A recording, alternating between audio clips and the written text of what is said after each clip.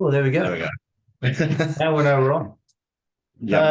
G'day, my name's Michael. I'm a retired naval officer. I've spent 35 years or so in the Navy and a couple of years in public service after that. I moved into the community sector after I retired, started working with a local charity here in Canberra, mentoring young lads, and then Yep.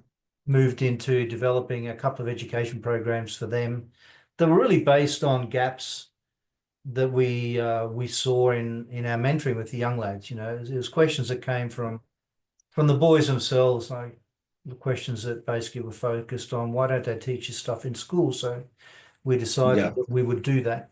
I worked with them for about 7 years or so, and then I moved into I moved out by myself, started my own business just on 18 months ago.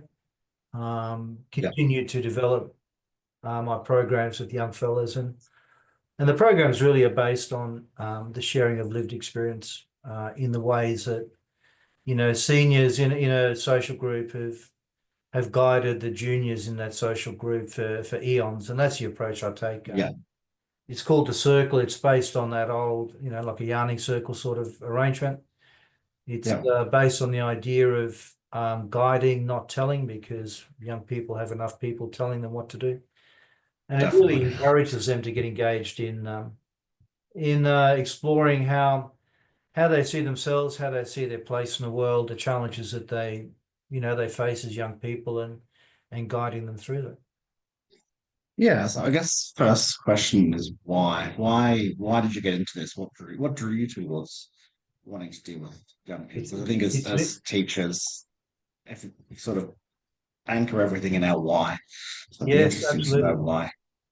My why, and it came out. I've just started the program, or the two programs I'm running now this week, and the first session is about purpose and meaning. Yeah. And for me, it's purpose and meaning. I mean, I've always I came up in a traditional masculine kind of environment. My dad was a very traditional masculine person, which these days is seen in a negative way. It had its good times, it had its bad times. So I had a certain experience when I was young, family violence, an alcoholic father, and Yeah. as the eldest of five kids, certain expectations on me to follow down that track, and I guess in the early years I did, kind of obviously wanted to be like him, wanted to be like the tough guys around him. I joined the Navy at 15, so a very Yeah. masculine environment that I joined there in 1977, where it was a male Navy still. In that days, the genders were or the two sexes were segregated. So Yeah. my early years, in my teens, in my 20s, were all about being a big man, and I kind of learned it through my 20s that that wasn't working for me. I had a couple of instances where life got pretty dark, and I didn't want to be around on a couple of occasions, and it all sort of came to a head after I came back from Iraq about 20 years ago, where Yeah. everything kind of fell down, and I had to reevaluate exactly what it was, uh, what being a man meant to me, what where I wanted to go with that. So I took all those, I did a lot of self-development, counseling, and those sort of things, and I got to a stage where I realized that the way that I was brought up is still, in some ways, the same sort of message we're still giving young blokes, and certainly there's been the rise through the COVID years and onwards of influencers out there that would like to tell young blokes, you're missing out because the rise of women means you're going to miss out on life and all the good stuff. And I realize Yeah. there's an alternate conversation that need to be had with young guys where we've done decades of redefining what it means to be a woman, and we haven't really done that in the masculine space. We've kind of tried to find our way around, and what I've tried to do, and people I work with are trying to do is to redefine masculinity as a wonderful thing, not something to be ashamed of, and to guide Yeah. young blokes down the road of being a term that I read recently. I know you're reading the same book, and I'm probably having the same challenge as you are with Jason Wilson's book. But this idea of a comprehensive masculinity, which kind of embraces some of those traditional aspects of the protector and the hard worker, but modernizes them for the current age. So purpose Yeah, and meaning, mate. yeah, I would say, well, I noticed that sort of confusion amongst young boys and men. By the time they get to about grade nine, they start to get confused. What is my role? How am I supposed to be? I have a lot of them still have the traditional masculine dad, but then social media, modern expectations conflict with that. And they have no idea how to act, what to do, what their role is. So it's be very confused. It is, It's and it means, I mean, I think it kind of, for me, I like structure, and Steve Biddulph put a bit of a structure around that when he's in his book Manhood. The idea that there are three stages of development for a young bloke. 0 to 6 years is with mum, where yeah, the nurturing side comes out, and those softer skills come. Then from 6 to about 14, it's dad that starts to take over to guide the young bloke into becoming a young man. But at the age of around 14, which is what we're talking about, um, that you need to have the exterior or the external men come in. The mentors and the other guys who are positive influences that can show the young guy, they'll help guide the young guy along this transition to young adulthood at a time when they're trying to push away from the influence of mum and dad and trying to find their own identity. Um, and the problem is, I guess, that we've lost a lot of that because of the change in family structure, because of the change in social structures where we used to have much tighter communities where, your neighbour down the road looked after your kids. They could look out the window, see your kids doing something and, yeah, guide them on the right road. We've kind of moved away from that. So young people in general are finding it more difficult to find their mentors, to find the adults that they can model themselves on, and this is where I guess the influences come in, and so you've got kids looking for their role models online, or they're looking for their role models amongst their peers, and there you've got a hodgepodge of everybody trying the blind leading the yeah. blind, as it were. Um, I can imagine if they're looking, they may find the wrong one in the wrong place, and then Absolutely right, and particularly in the online space, I see a lot of the techniques that are used by people online are very similar to um, what some of the religious extremists would use um, to develop a young person as a follower, and it's the yeah, same thing, and it's a lot of stuff that I talk about with young guys about the role of the people online. What is it that they actually what is their aim? Are they actually looking out for the young person, or are they looking out for themselves? So the idea of what yeah, I'm doing these days, and the reason I got into this is, I could quite happily and comfortably sit on the couch all day and watch rugby. Um, I've if only, if if only. well, I'm very lucky in that regard. I'm at a stage in life where, I've paid into a superannuation scheme for the best part of over 40 years, so I'm pretty comfortable. We are very comfortable on a money sort of side of things. Um, but I can't do that. I need to do something that gives back, and that's where the whole purpose and meaning thing, and giving back to the young people comes in. Yeah, I guess one of the problems that we do see now, and what are the problems we're likely to see if this doesn't sort of get any better, with that sort of undefined masculinity and lack of role models of leadership. Where's that got us to today, and where do you reckon we'll go? Well, I If we think don't correct course. I think first and foremost is we need to. We've tried to redefine masculinity since the turn of the century. Yeah, we had the sensitive new age guy, and then we had the metrosexual, and then we've been trying to do it, but we've never really done it in the same structured and organized way that the role of women has progressed over the years. It's kind of been almost like, well, we're lifting women up, and the blokes will make way, and the blokes will know what to do, and everything will be fine. And of course, the yeah, blokes haven't known what to do because they're being torn in many different directions from their own culture, their own their own social structures, their own families. So if you've got a dad like I had, which was, women in the kitchen, men are out working, you fight hard, you drink hard, you play hard. If that's your influence and you're watching movies that continue to emphasize that type of masculinity, and then you get drawn into, the mate circle that continues to influence that type of masculinity, I've always seen it as a form of programming. You are literally programmed to understand your place in life a certain way.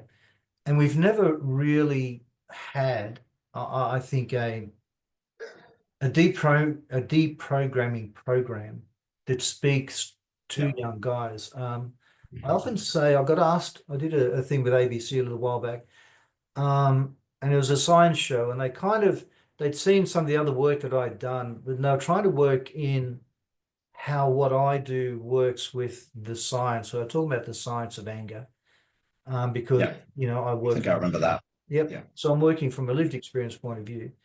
And I said, what I do isn't ignorant of the science or the research or the studies or their outcomes. But what I do and what people like me who work from a lived experience base is that we filter that information through our lived experience and present it in a way Yeah. that connects with young people. And this is where one of the problems that we have is a lot of the programs that we have that are developed by very smart, very well-meaning people are way too clinical, and they don't actually connect with the young Yeah. people that are their Your audience. big your big ones in schools are like your resilience project. There's a I couple of respect, others, but a whole bunch of those. I mean, I've got a young mentor. We went through the mentoring program at this charity together, and I've known him for 8.5 years now. He's getting towards 21. Um, and I've learned a lot from him as we've gone through. It really has been a relationship of mutual benefit in terms of learning. And he's a young fellow I bounce ideas off. And when I'm talking about my programs and what he thinks about them, because he's my litmus test, if you like. yeah, He's told me in the past that where he and his cohort got tired of being rolled into school auditoriums and being shown a video and being spoken at by some well-meaning person, and walking out of there just angry because they've been painted a certain way. They've been told to buck up their ideas, and he goes, even if we wanted to buck up our ideas, where do we do that? yeah, Where are the people and the systems that are there to support us to do things differently, to deprogram, if you like. So I think that's part of the problem, is that we're still approaching from a corporate level. We're still approaching this from a very, everybody wants to talk about evidence-based, and of course, evidence-based yeah, drives you down a certain road. Everybody wants to do it from this evidence-based approach. It drives people to present information a certain way. yeah. And what it People, doesn't do is it doesn't connect. I mean, look at the DV stats. Women are yeah, still dying at ridiculous rates because despite decades of information and campaigns to reduce men's violence, it hasn't worked.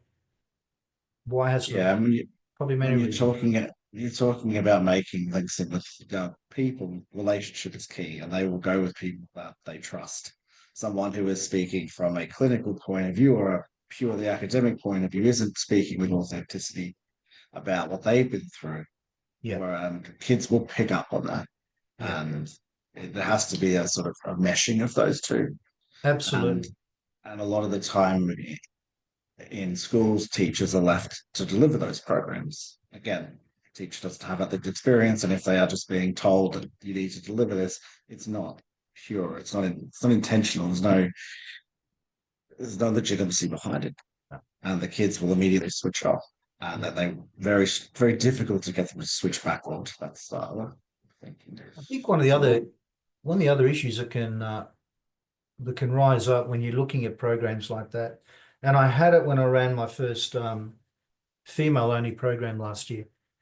yeah, One of the schools that I've worked with since the beginning, they asked me if I'd consider running my 8-week program with a cohort of females, and I kind of went, well, what's what's a mid-60s old bloke going to be? How am I going to make that connection with a Yeah. group of 13-year-old women, young women that I do with blokes? It's a whole different connection. So I brought in a local female charity to co-chair with me.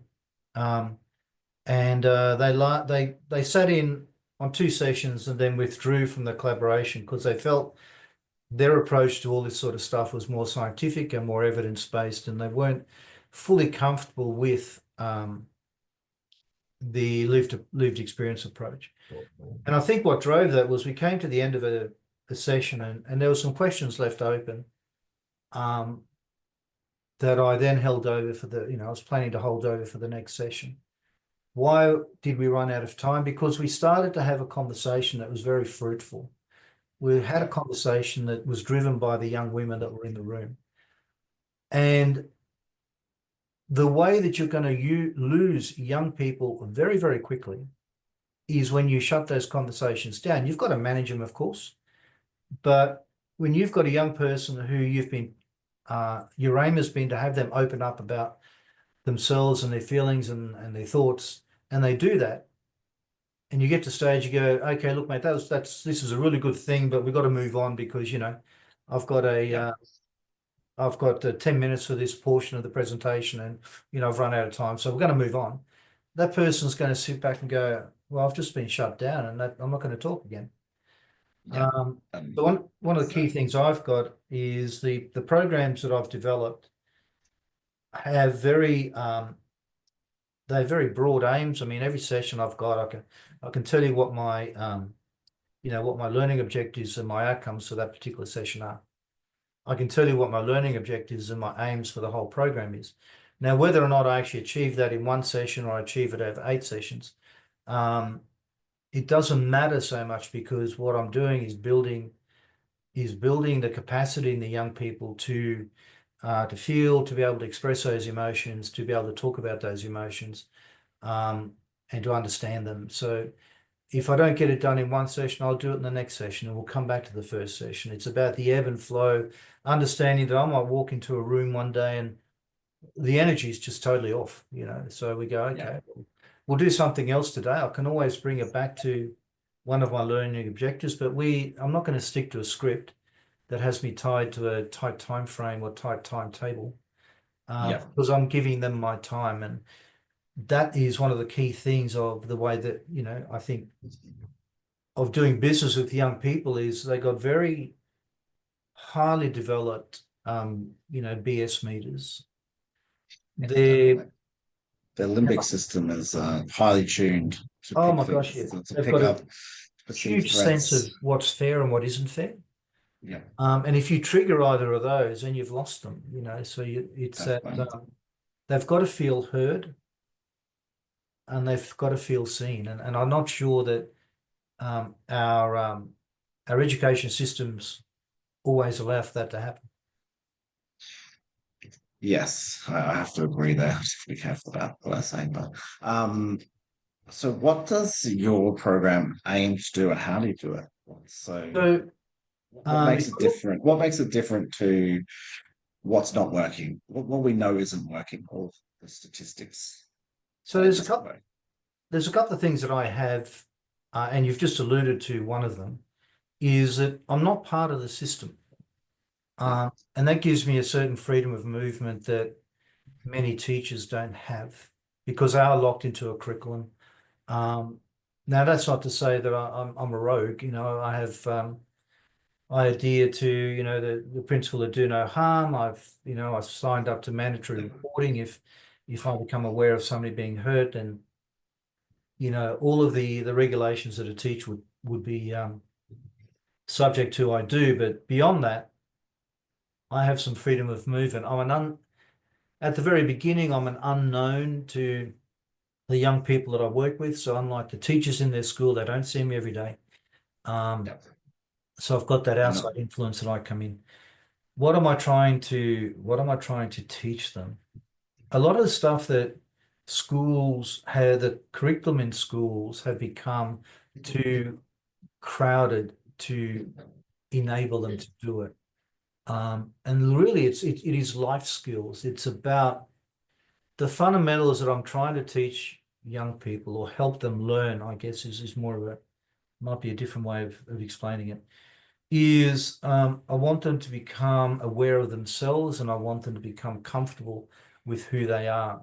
I want to build Yeah, their resilience. I want to build their self-esteem. I want to build their self-belief because if you have those, a whole lot of downrange issues are mitigated. If you have a strong sense of self, if you have a strong sense of self-confidence, you are less prone to being impacted by bullying, by other people's opinions, by a lot of the other influences that are young people who are not sure of themselves, who are worried, anxiety or have low self-esteem, those sort of things are impacted by. So that's the first piece. So I concentrate on the self, and that in that section we'll talk about what is your purpose? What is your meaning? What are your values? What do you stand for?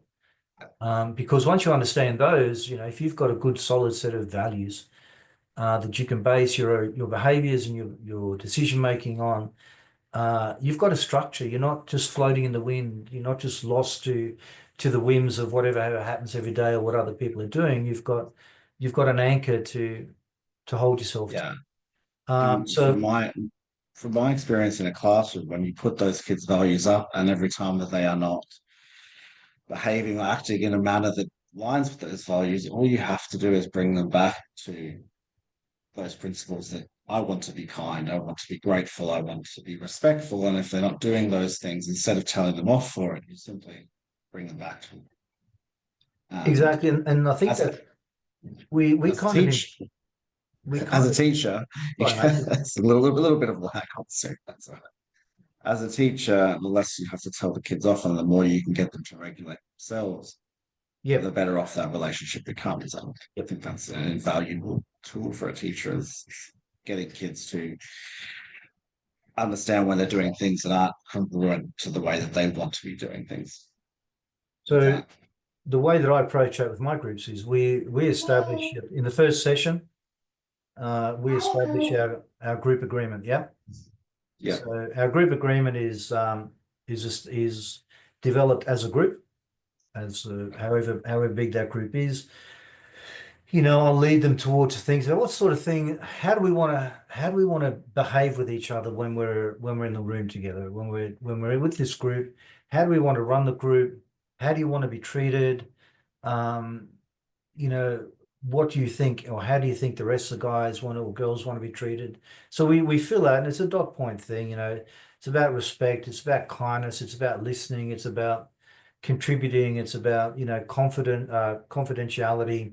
So we run down that, and I'm subject to it too. We all sign up for it, and literally, we'll sign a piece of paper that says we agree to all this. And then when the time comes where somebody rubs up against the boundaries of that agreement, I'll stop and I'll ask the person, highlight that what's happening at the moment is really outside the bounds of the agreement that we made. So depending on the degree um of or the intensity of the rub point, why have you made that decision? I mean, the only reason that we're talking in this way is because of a decision you've made. Is something going on? Is there some support you need? Do you need a break? Do you need to go out? How can I help you make how can I help you feel more comfortable and make a better decision? So we address it in a way that's supportive to the young person. I highlight the fact that we're here because of something they're doing, but I'm also then providing them an opportunity to talk about what's going on and also to resolve it, in a way that I want Yeah. them to resolve conflict down the track. Talk about it, explain what's happening, explain what the impact of that is, and how can we find a resolution that helps everybody. Yeah, and in a classroom, that would be similar to when we set expectations. We put them Yep, on the wall. If they're broken, we don't get involved in the classroom. We then have a restorative chat to determine what happened, why did it happen, how can we stop it from happening in the future. yep. And I think you're probably doing a lot more evidence-based things than you probably realize in a lot of your programs. Well, I think so, and that's what I said to you before. Is Mm. I'm not blind to the evidence. It's that filter through the lived experience that makes it more relatable, I think. Yeah, So we go from the self to the immediate circle around. So we'll talk about gender stereotypes. What is a man, and what sort of man do you aspire to be, and how you're going to make those decisions. We talk about what a good relationship looks like, and how can we build and maintain those relationships. We talk about how to deal with the emotions, particularly anger. yeah, What's that all about? Where does it come from? How can we resolve it? Positive, uh, coping positively with the trials and tribulations of life, all the way down to we'll talk about the body image, which is tied to stereotypes, but also tied to self-esteem. Sort of celebrate what your body can do, not what it looks like, type of thing. Um, we go into the online realm and we talk about how to become a responsible netizen, what that yeah, means in terms of, not just for their own safety, but in terms of treating others properly, what that means for them. Um, so all these sort of things, there are elements of these that are presented in school through various different programs, so, the one-offs. But what I've found, and the reason that we're now in the realm of this multi-term program, this sort of rites of passage-esque program that we've embarked on now, is that walking into a school, giving a 1 hour presentation to somebody has an impact, but it's a short-term impact. Unless you can continue to reinforce the desired outcomes, the desired learning from that session, then the kids are going to lose it pretty quickly. Attention spans are yeah, like that. So last year I did a couple of things. I actually briefed on in a couple of schools I'm working with. I briefed the teaching body on what the program was about, the methodology that I use, the topics that we talk about, and the language that I use, so that they could then reinforce all those things in the classroom with the young guys or the young people that were going through the program. What I'd like to do in the fullness of time is to take that then a step further and bring parents into it as well, because the more that you can build that structure around young people, where the positive messages that we're trying to pass on to them are consistently reinforced by the people that are close to them, the more yeah, hope you've got of embedding that learning in them. yeah. And I've got a lot of behavior coaching and management of kids, especially with the ADHD, ODD kind of realm. Mm, And until I started involving the parents, it just worked. no. It was you work with the kid in that hour for that week, and then they go home and they forget about it. Or they, have adults and people in their life that don't exemplify those Yes. standards or those things that they know are best, and then they're coming back again fresh. And Yeah. kids will pick up on the behaviors and the vibes, for lack of a better term, of everyone around them. And some of them can be put in a tough place. I mean, Yeah, I talk a lot about sort of what does it mean to be a decent human being? What does it mean to be a good man, a good bloke? And of course, I rub up against the traditionalists who are all about, or men, men are men, and we've got to fight for everything, and we've got to punch our way through, and we've got to do this, we've got to do that. And I'm kind of, providing this alternate narrative to these young blokes, and I imagine them going home and saying, well, guy at school today said we don't really need to do that. And I can imagine the dads going, oh, this is rubbish, mate. What a load of rubbish. yeah, Don't listen to those bozos, carry on. And so it's hard yeah, for young people. And I acknowledge that with them. I said, guys, it's not always going to, I can only plant the seed that, may germinate tomorrow. It may take a year, it may take 2 years to germinate. And one of the most rewarding things I've had since I've been doing this is being somewhere out in public and having a young bloke come up to me and go, "Hey, do you remember me?" And it'll be somebody who's come through my program, one of my programs over the last few years, and something stuck, and they've stuck enough that they've taken the time to actually come up and say something to me rather than just move on. And that's a Yeah. reward where I see that, that seed has germinated, where the impact that I'm trying to have on these young blokes has happened. Doesn't happen to everybody, of course. And I think all of us get into this game hoping we're going to change the world and we've got 100% hit rate, and you have to Every kind of at some stage decide it's as a going new teacher, I was gonna, you know, encourage new minds and change the world, and everybody was gonna do this and that, and all I had to do was do X, Y, Z, and kids would follow. yeah. And You get unfortunately, kids are you smash up kids are against kids. reality real soon, don't you? Yeah, definitely. And I think the main, I guess we move on to sort of what we see. What are the main, well, if you could pick, say, five, let's do that thing where we pick a number of things and we stick with it. But if we pick five of those masculine traits, the positive things, whatever that may be, positive versus negative, basically. Five of the traits that you think would put, especially school age male, if we stick with males, Mm. or best, what would those traits be? You had to pick sort of the five that we could instill in every young man. What would they be? Um, there's five areas that I think, to me, masculinity is a wonderful thing. The first one of those would be the idea of the protector. Yeah, Yeah, I mean, I think if you look traditionally, men have had three main roles: the protector, the provider, and the procreator. Yeah. Provider is something that, is shared, which is great. The protector is still there purely because I think it's an honorable role, and I brought the word honor back into the classroom. This old-fashioned idea of, of being an honorable man, and trying to instill in that what that means. So being an honorable man is about being willing to protect others, um, when the need arises. And tied to that is having a sense of moral duty to others, as opposed to self. This the idea of self-sacrifice and being willing to put yourself out for others. So um, courage, of course, is a traditional requirement of men, but courage goes beyond bravery in face of external threat. Courage also applies to yourself.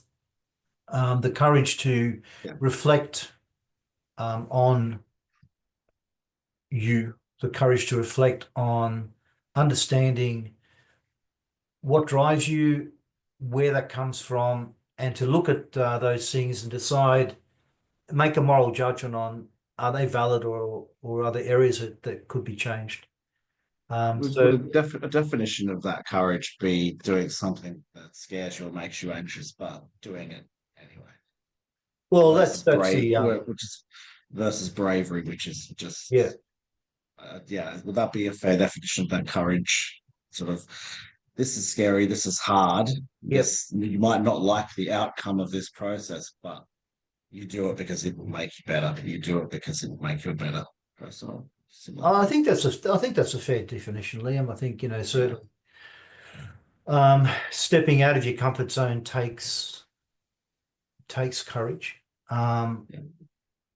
I think and within that, recognizing areas of yourself that, those sharp edges that needs a bit of rounding off and could do with a bit of polish is important too, because changing yourself is scary.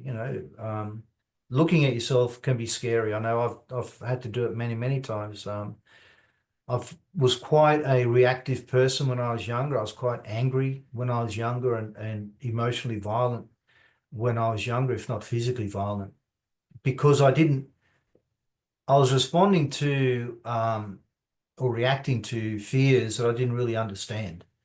It Yeah. wasn't until I understood what I was actually reacting to that I could learn different responses. Matt Brown, the Kiwi writer, puts it really well, in particular when we talk about anger and men's propensity for anger, which is really a covering emotion for a lot of other stuff.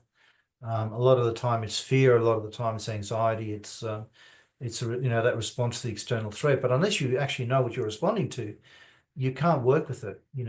Lashing out at somebody physically or verbally or emotionally because you're scared isn't a viable course of action. So you looked at masculinity as that courage and that ability to become self-aware and act accordingly with that self-awareness. I think that's important too.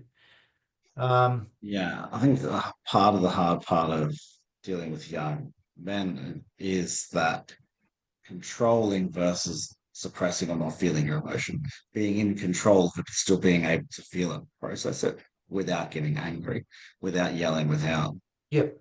that sort of all consuming. Because you're right, powerful emotions lead to overstimulation, which leads usually to anger, outbursts, And you're slashing dealing things.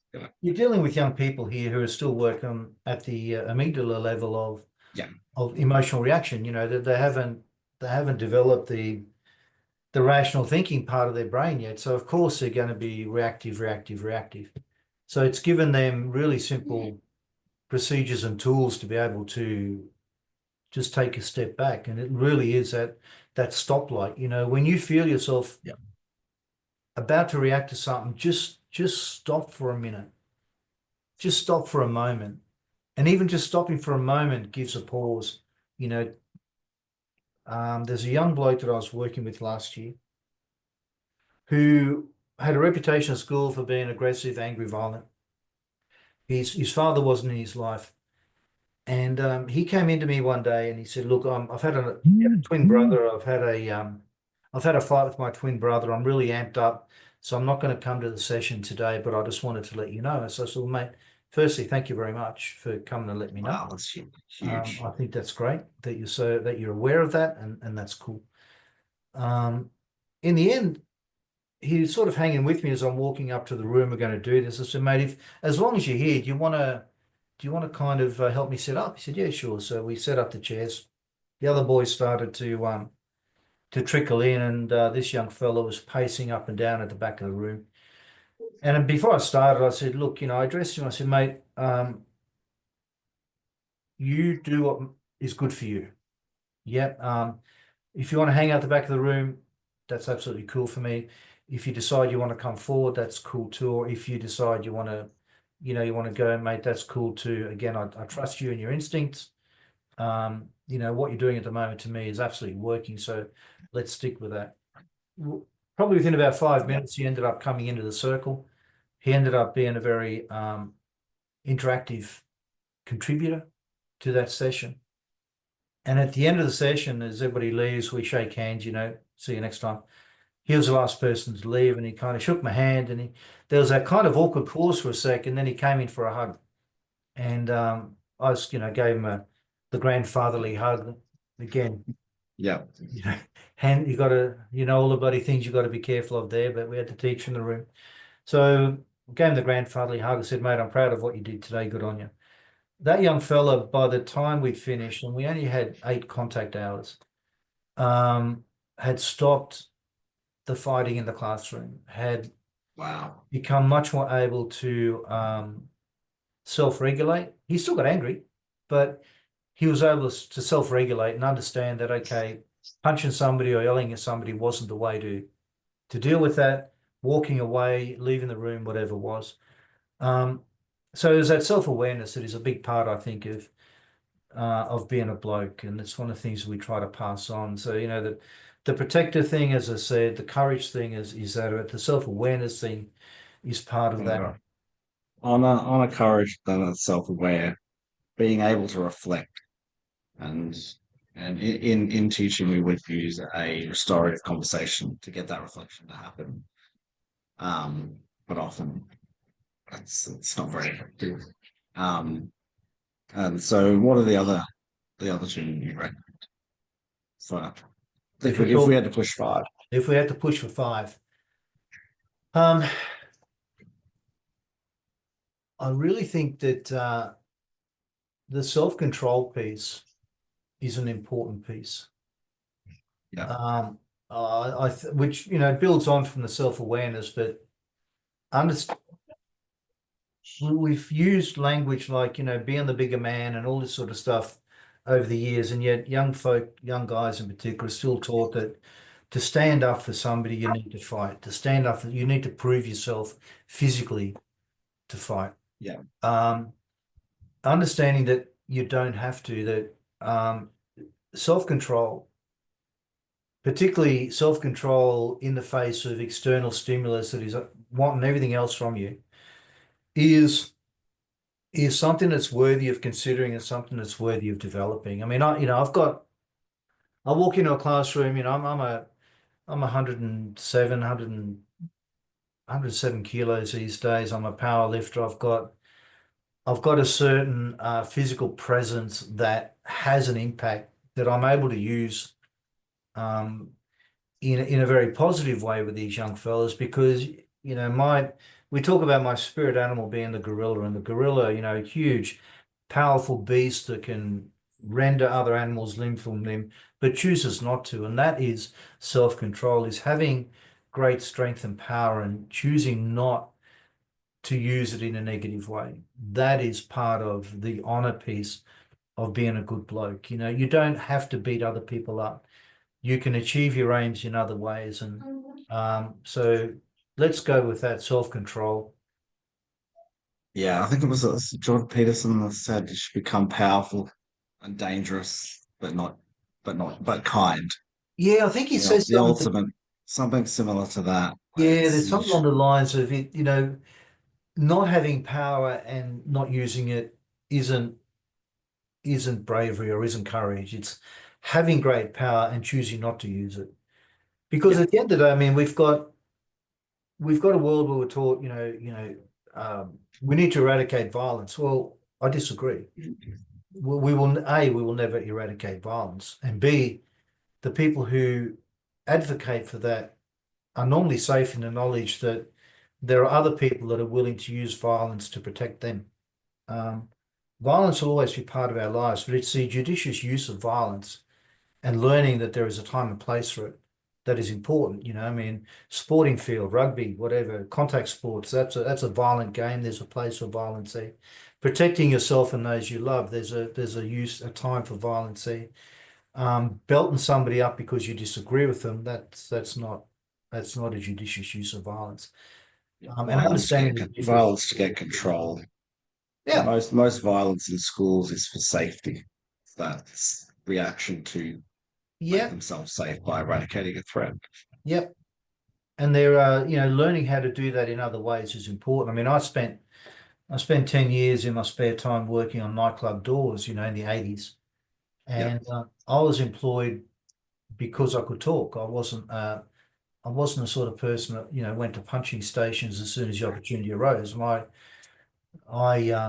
I gained my reputation by being able to talk other people down. And that's something that we bring into the circle as well, is some of the verbal skills that I learned where, diffusing a situation, remaining calm, proper body language, all that sort of stuff can become important tools for even young people to use. If I was really pushed for a fifth one,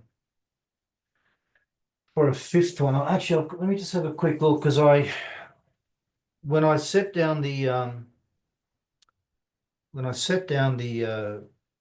outline for this long program, I had to consider the fact that I'd be running over 3 terms, 24 sessions. yeah, How would I do that? How would I structure it? Because as I say, I don't have a lesson plan per se for each session where, 5 minutes of this and 10 minutes of that and for whatever. I've got my objectives at the beginning, and that's pretty much it. I think compassion, kindness would be the yeah, fifth. definitely. Um, And it's you all know, kind of linked when you look at it. It's all linked together. oh, absolutely, absolutely, and that I Self-control. think is when you look again at Jason Wilson and his concept of a comprehensive masculinity. Yeah, it is. It's all linked Yeah, together with, um, and that's the beauty of it, is that you don't have to, you're not focusing on one sort of stovepipe and then another stovepipe and another stovepipe. You're talking about all these areas of crossover, all these yeah, Venn diagrams where bits of this come over with bits of that and come over with bits of that. And if you had your five your five characteristics of masculinity we've just talked about, they all overlap with each other in what different ways and shapes. And in the middle of that Venn diagram is us. That's where it all connects when we get all those other things Yeah, in balance. And I think that's yeah, yeah, that's probably it. yeah. And I guess it's as teachers, we are the models for those things. Well, and And the thing there is, I guess, the lack of, particularly for young blokes, but young blokes in high school where they're starting to look for those male role models is there aren't enough male teachers around. and most of the male teachers are in certain departments and Yep, areas. So they yep, may have one or two male teachers in STEM fields, in engineering, woodwork, or metalwork, which is almost exclusively male now. The others are still a lot of those are female dominated. So you're not getting, you might have 50% male teachers, but they're all within those couple of traditional male dominated departments. yep. And then the rest of the subjects are still being taught by female teachers. I So think I think there's this statistics are a little bit skewed in that, yes, we have a lot more male teachers now, but they are still within those woodwork departments, technology, sciences. so all the traditional male domains. Yeah. Yep, So your English humanities, what's the hospitality, all those things are all still those traditionally female teacher roles. yep. So they So are there's a lot more male teachers, but are these young boys being taught by more males? I would question whether that is the yeah. case.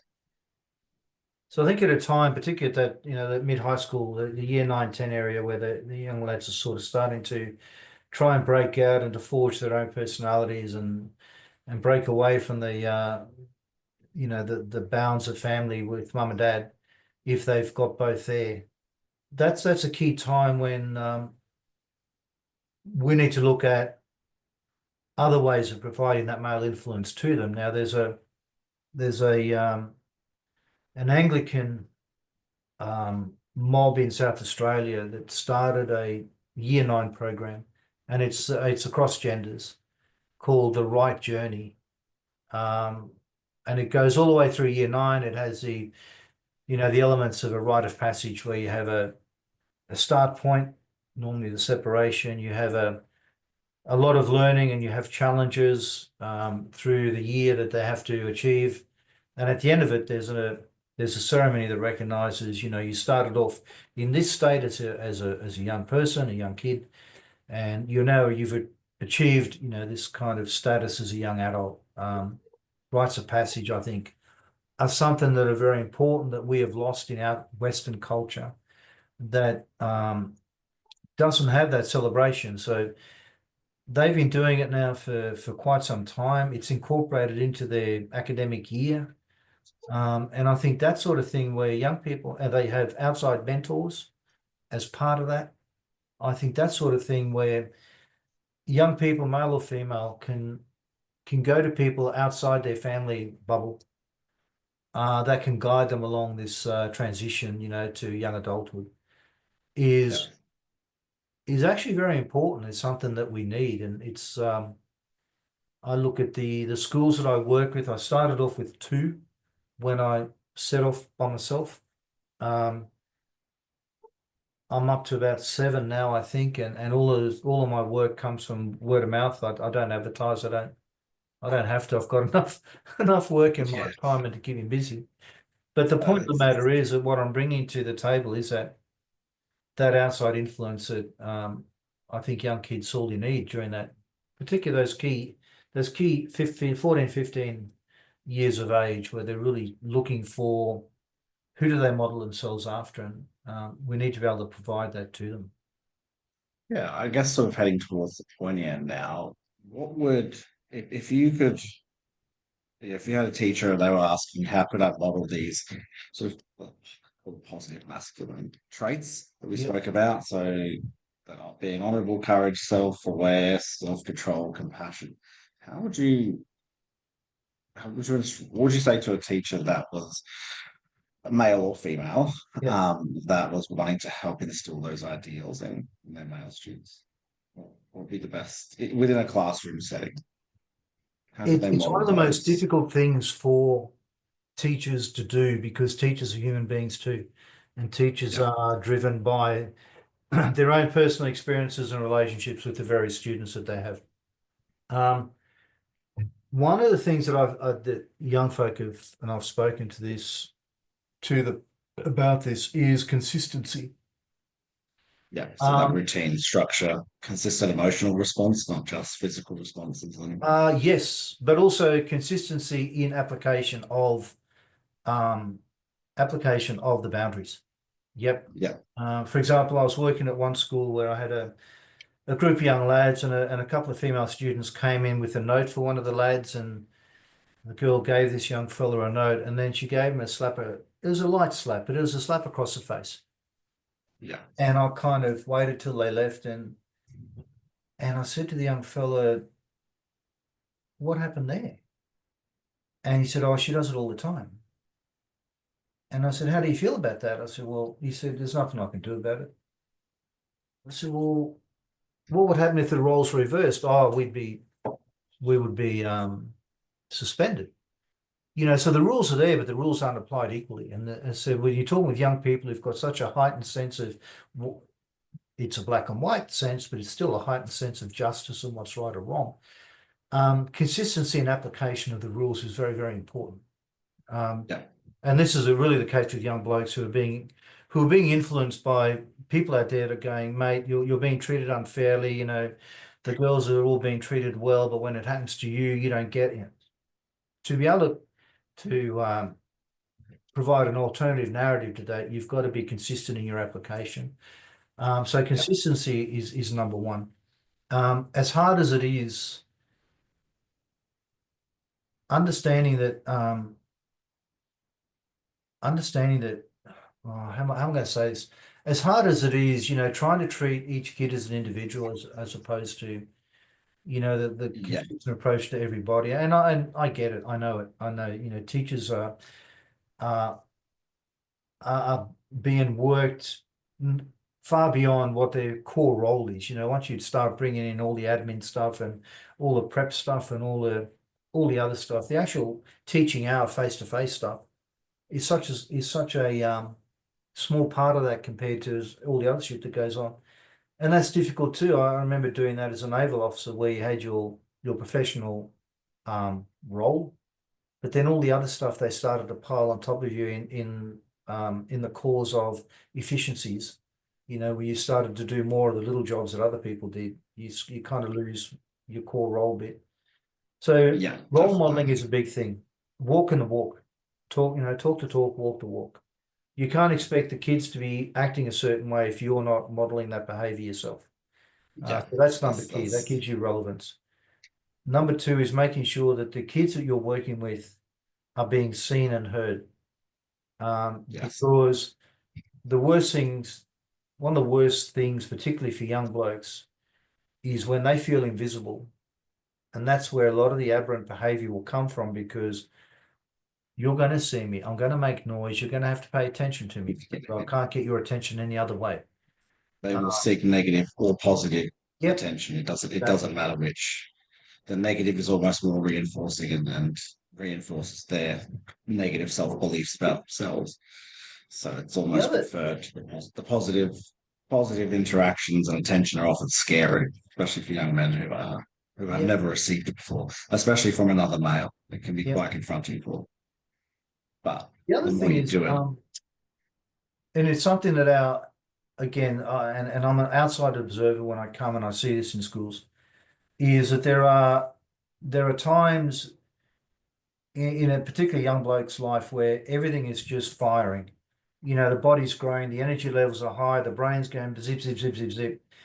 And their ability to sit down and be quiet is is not markedly very good. reduced. And It's not yet very that good. that is the corporate response. Just sit down, stop it, sit down. You don't have the flexibility to go, I tell you what, mate. go outside, do 10 laps of the bloody oval, come back. Yeah. Yeah. With the guys that we've really, it's been really weird. Um, there was a time early last year where somebody came in late and I said, mate, you're 5 minutes late. Yeah, I'm sorry about that. I said, well, that's 5 push-ups. And it was said half jokingly. But the group of lads took that on as that's great, 5 push-ups. So for the rest of that group and for all the groups since, you come in late, 5 push-ups, yeah, get some of the energy out. You start messing about a bit. I had a group last year, and this is where I have the flexibility, and I understand that it's a privilege that I have when I go walk into a school where I just wasn't achieving anything with the session that I was trying to do. All right, fellas, what do you want to do? Oh, can we go outside and throw the ball? I said, all right, let's go outside. So I took them outside onto the oval and I ran them through 10 minutes of fundamental rugby type training, sprints back and forth, run the circle. Half of you run shuttles up and back while the other half are doing push-ups. Well, within 10 minutes, they were knackered. Yeah. They were knackered. And in the last 10 minutes I had them for the session, I got through everything I wanted to get through because they'd Yeah. blown off the energy. I've got the flexibility, I can do that. And I fully understand that not all teachers have that. But where you do, try to incorporate something that lets them burn off that energy, even if it's, you walk into the room and a bunch of young fellas are going apeshit over, throwing stuff around. You take them out somewhere for 5 or 10 minutes and burn off the energy doing basic stuff with them. Get rid of that immediate sort of get rid of that everything that's going on, just to give them a chance to blow it out of the system. Then they can sit and concentrate for a little period of time. Yeah, there's a sort of pervasive idea in teaching now that we should be regulating and down regulating with music and activities, and a lot of those boys are not able to, from that point, to Yeah, be able to use their brain to regulate. They need to use their bodies. So, like, being neuroscience nerd again, the yeah, idea of that, the drumming and clapping, sort of yeah, stamping their feet, using their bodies and not their brain to regulate. yeah, Because once they use their bodies to down regulate to a point where they then can use their brain, then they can regulate further. yeah. But a lot of those boys are not anywhere near able to use their brain to regulate, especially period 4 on a Friday when it's 35 degrees Oh gosh, in yeah, Queensland. And you're trying to get them to do mindfulness activities, and they're throwing the mindfulness activities across the room at each other.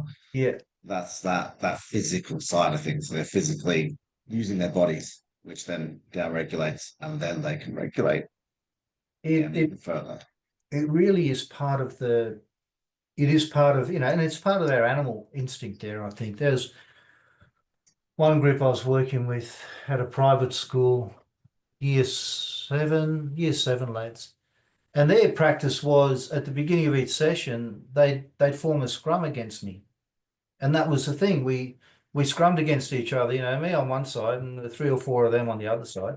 That was their way of just getting that blokey animal energy out before we then say, okay, we've had that bit of fun now, fellas. Now we go inside and we do what we got to do.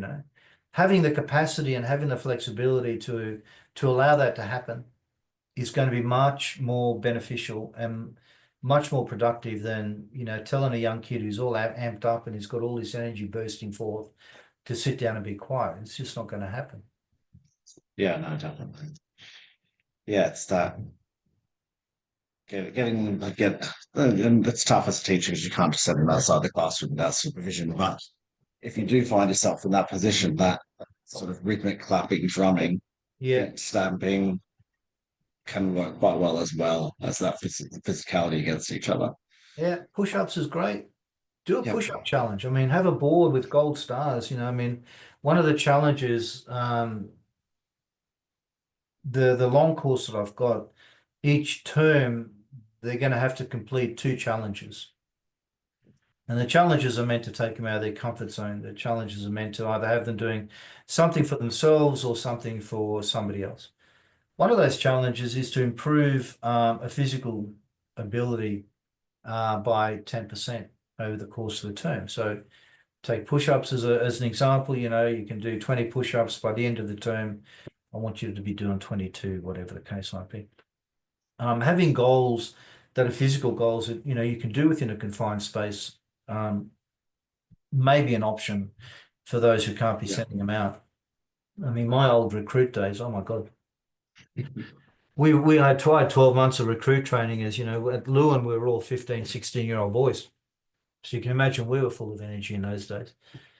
Definitely. Their way to get that around was to have you running around the oval with a 10-kilo weight over your head until you fell down type of thing. And of course, we we can't be doing that these days No, with our young people. no, no. But winding back from that a bit, as much as possible, finding a way that they can physically burn off some of that energy, particularly the boys, um, then I think that's important. Yeah. To finish my final question, Hmm. if you could see one change in the way that we attempt to deal with boys and masculinity in schools, what would you like to see? Do you think would be a positive change? No, no holds barred, no constraints. If Yeah, in a perfect world. I think, and certainly it's something I've not battled against, but I've struggled with over the years is the negative narrative that impacts on all lads. It comes from our television ads that are, all relationship based, but are skewed in a gender way that, presents women as victims and males as perpetrators in most instances. And that it sits heavily with our young guys because there's a Yeah, level of frustration that goes, well, that we all feel as men as well that can say, well, I'm not that sort of person. Um, and I think where we can kind of where we can balance that in schools, not just the narrative itself, and maybe moving out of the gender space is the way to do it. Let's not talk about toxic masculinity and let's not talk about bad blokes. Let's talk about what it means to be a good human being. When we talk about respect, when we talk about relationships, this is certainly a way that I've moved in what I do. It's not gender specific. It's just what does it mean to be a good human being? What is treating somebody else well? How do you, and this is where I've gone with the idea of honor. How do you live your life with respect, with honesty, with integrity, with loyalty?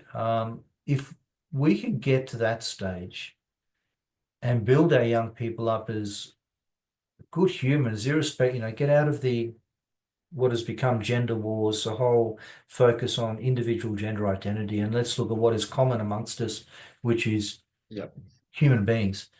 If we could get to that, that would be a win. That would be a win for me. It would help young blokes, I think, understand that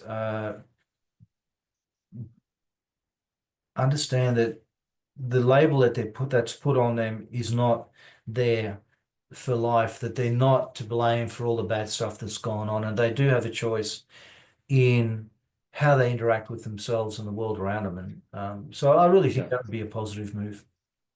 yeah. Those five traits are good positive traits for both male and female students to have. Absolutely, mate. I mean, maybe we've gone, it's as we enter the 2025, maybe we can move away from number one, we can understand that being a human being is a combination of feminine and masculine traits. Yeah. We're Yeah, not we're not divided down the middle or whatever is let's along gender take lines. And take the that best parts of both and make the most push of it. those. One of the exercises I do, and this is something that is useful, I think, is we do a line exercise or a scales exercise. And we talk about at one end of the scale is be a man, and at the other end of the scale is be a decent human being. Yeah. Yep, every now and again you've got to go down to the masculine traits, the harder stuff. But life is so much more enjoyable for you and everybody else around you when actually you're at the other end of the scale with, the kindness and the compassion and the honor and the respect and treating others well and helping other people out. Life becomes a lot more enjoyable when you're down there rather than when you're your barriers are up and you're looking for the threat everywhere, and you're anxious and you're worried about being found out to be too soft or whatever the case might be. So let's take the gender identities out as much as people have worked very hard over the years to, have a stovepipe for everybody. I think we would do ourselves some favors by maybe softening that approach a bit and recognizing, mate, you be whoever you are, you do you. Just be kind. Yeah. Perfect. That was amazing. Thank you for that. This No, is you're as welcome, much, mate. as I said earlier when we were talking for the recording, so this is much about me trying to learn and sort of taking anyone that wants to listen on a journey. It's picking people like you's brain. Not everybody will agree. That's fine. Hmm. But I think if we can all, if everyone listens, takes one thing away, then I think everyone will be better off. So thank you very much for that. It was great to talk to you. Thanks for having us, Liam. We'll catch you later on, mate. Thank you. Look after yourself.